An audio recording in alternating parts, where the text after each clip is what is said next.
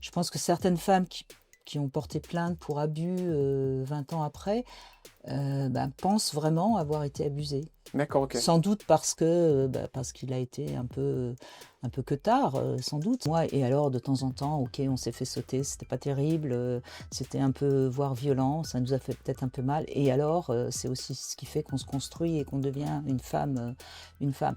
Mais je pense que beaucoup de jeunes femmes considèrent ça comme inacceptable. Je comprends ce que tu veux dire, c'est la société d'aujourd'hui qui n'accepte plus que l'homme dans ses ébats soit dominant, voire bestial et de toute façon égocentré.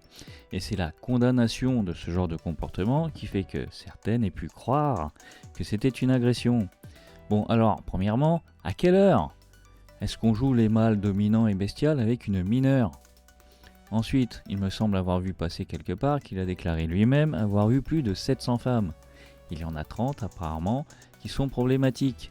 30 problématiques sur 700, donc 670 qui se sont passées comme ça s'est passé, mais il n'y a pas eu de plainte. Est-ce que ça paraît déconnant de dire que ces 30 étaient réellement problématiques? Ne par le fait que c'est devenu normal pour lui ce genre de choses, 700 femmes, ne par le fait qu'il a une façon brutale de s'exprimer, son insistance auprès de la gente féminine, connue, reconnue et il semblerait avérée, avec toutes les facilités qu'il a et son tempérament, les fois où c'était vraiment non, pour lui, c'était tout simplement pas vrai. Dans son esprit, on ne lui dit pas non. Une enquête de l'INSERM sur le contexte sexuel des Français parue en 2023.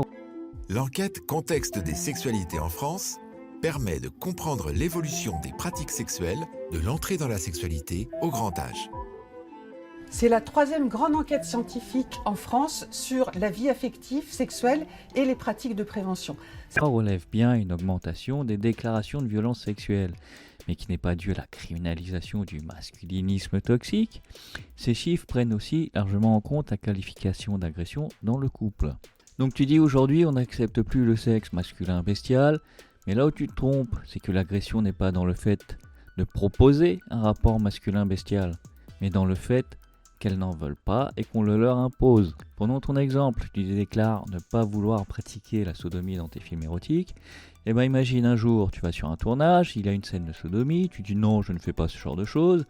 On commence à tourner, le réal dit à l'acteur vas-y fais-le.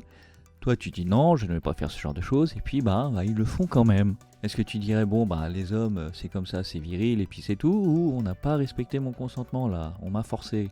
Donc l'agression n'est pas dans le fait de pratiquer une relation masculiniste traditionnelle, on va dire, mais dans le fait que la personne en face n'en veuille pas et qu'on le fasse quand même.